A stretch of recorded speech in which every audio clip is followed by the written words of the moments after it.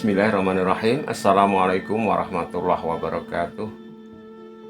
Wilujeng sonten para sederek lan para kadang-kadang pametri budaya utaminipun wonten ing sanggar Njonggreng Saloka dalasan wonten ing sanggar Pasinaon Sekaring Lati Sukoharjo.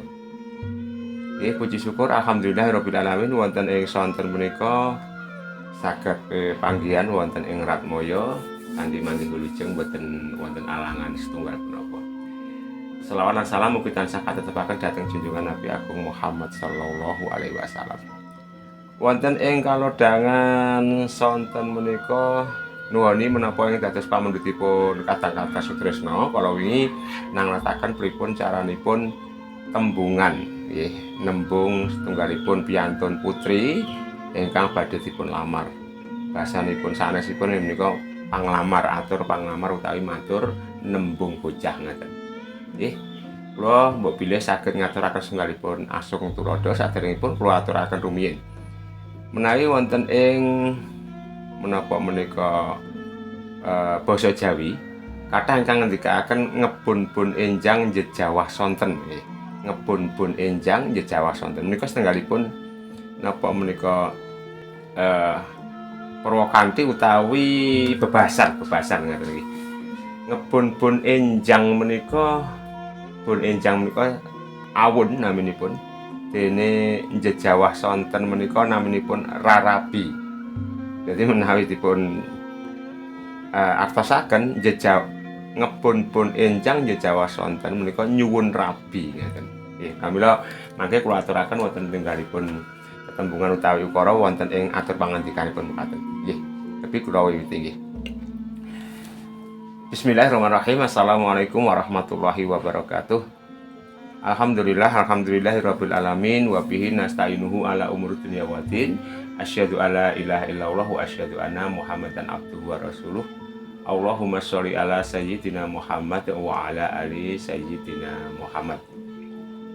Kepareng matur dumateng panjenenganipun Bapak Joko Tulodo ingkang minangka ramanipun anak Mas Gemi Setiti ingkang kula bekteni ugi dumateng keluarga saking panjenenganipun Bapak Joko Tulodo. Ingkang sepisan kula ngaturaken ageng panuwun lan puji syukur dumateng ngarsanipun Allah Subhanahu wa taala dene kula sak keluarga menika saking keluarganipun Bapak asma pinilih saged sowan wonten ing dalemipun Bapak Joko Tulodo kanthi manggih rayu lijeng boten wonten alangan setunggal menapa.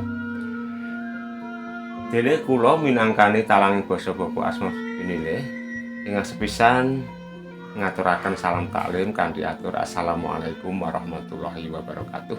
Kaping kalihipun nderek silaturahim, nderek pitepangan lan amratelaken kesehatan kasugengan lan kawilujengan tumrap keluarga Bapak Joko Tulodo sekalian keluarga. Jangkepipun atur Bapak asma pinilih tinangisan dening putranipun ingkang nami Bagus Patut Tinulat. Anggenipun ngebun-bun enjang jejawah sonten nun inggih kepengin jejer sisisian jejodohan kalian putri panjenenganipun Bapak Joko Tulodo ingkang nami pun Roro Ayu Gemi Setiti. Ing pramila wonten ing kalodhangan sonten menika kula makili matur mbok bilih samangke saged dipun tampi menika ingkang dipun pikajengaken saking keluarga Bapak Joko ingkang dipun pikajengaken Bapak asma pinilih. Mugi-mugi ingkang putri ingkang asma Roro Semi Gemi Setiti saged dipun paringaken kanthi pangajab dipun tampi panglamar menika. Dene sedaya atur panjenengan samangke badhe kula aturaken dhateng panjenenganipun Bapak asma pinilih minangka pirembagan ingkang badhe lumampah salajengipun. Bapak Joko Tulodo ingkang kinurmatan, anggen kula sak keluarga minangka wakil saking Bapak asma pinilih sowan boten beta menapa-menapa namung ngaturaken ageng panuwun awit panampi kerawuhanipun lan samangke mbok bilih sampun wonten wangsulan utawi jawaban menggah atur panglamar menika saestu kanthi suka binging manah badhe kula aturaken wonten panjenenganipun Bapak Asma Pinilih. Kula mengkono anggenipun sowan katuk wani kurang duga mbok bilih wonten samukaosipun nyuwun ageng samudra pangasami. Cekap semanten ingkang dados atur kula. Assalamualaikum warahmatullahi wabarakatuh. Inggih menika utaminipun cekaos menapa ingkang dados wigatosipun atur pangandikan. Bilih wonten tembung-tembung ingkang tasih menapa mbeh gregel mangke saged dipun owahi utawi dipun ginakaken supados langkung prayogi mekaten nggih. Nggih.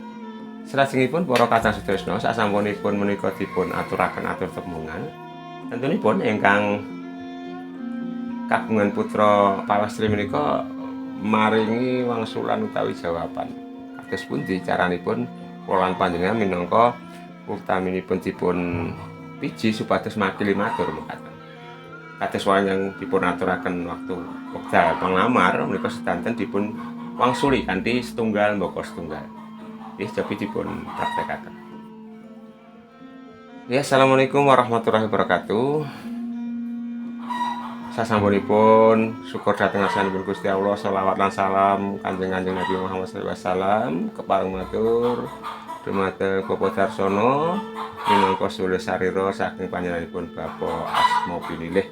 Semanten ugi kula minangkani pamundhutipun Bapak Joko Turodo amargi matur anggenipun badhe nampi atur pangandikan panjenenganipun Bapak Darsono. Ingkang sepisan ngaturaken ageng panuwun awit pamuji panjenengan Bapak Joko Turodo pinaringan sehat walafiat pinanjar wilujeng saking Allah Subhanahu wa taala. Salajengipun atur salam taklim saking panjenenganipun Bapak Asma Pinilih katampi kanthi atur Waalaikumsalam warahmatullahi wabarakatuh.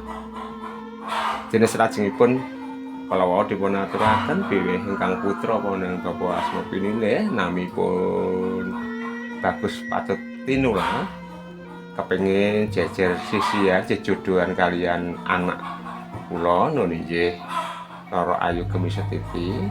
Kula mboten saged matur wangsulan menapa-menapa, sagedipun namung taros utawi tari narekaken dhateng ingkang putra. Piye, Nduk? Apa ya ditampa tenan karo bocah iki? Nggih para Bapak Darsono sampun kula tangletaken kaliyan narenipun. Alhamdulillah saking pemanggihipun ingkang putra Roro Gemisetipi ingkang tentunipun sampun pirembagan kaliyan Bapak Joko Turodo atur pangandikan panjenengan anggenipun badhe ndhawuh Joko Turodo menika kaliyan Roro Ayu Gemisetipi katampi kanthi syukuranane penggalih. Katen mungkin dadosaken syukuranane penggalih panjenengan. Dene salajengipun malih dinten ingkang sinengker samangke anggenipun sami dedaupan menika dipun wisuda tanggal pinten wulan menapa kula dereng saged matur nyuwun wekdal samangke sasampunipun keluarga pirembagan kepareng kula badhe atur dicala dhateng panjenenganipun Bapak Darsono menapa dene keluarga saking Bapak Asma Pinilih. Lan kala wau panjenenganipun Bapak Darsono matur sasampunipun atur pangandikan menika cekap badhe pamit kondur. Kula namung ngaturaken sugeng tindak konduripun mugi-mugi tansah pinanggih wilujeng ngantos papanipun sowan-sowan kanthi rahayu niskala ing sambikala. Cekap semanten kula ingkang amakili tentunipun kirang pono, kirang trep lan kirang tata basa nyuwun ageng samudra pangasami. Assalamualaikum warahmatullahi wabarakatuh. Mekaten para kadang sedherek setunggalipun contoh agem paturadan nembung lan nampi sasampunipun panjenengan gadhahi gegambaran mekaten mangke saged dipun kembangaken piyambak miturut anggenipun panjenengan gadhahi antawacana utawi atur-atur kamicara ingkang langkung prayogi. Matur nuwun, mugi-mugi wonten manfaatipun. Assalamualaikum warahmatullahi wabarakatuh.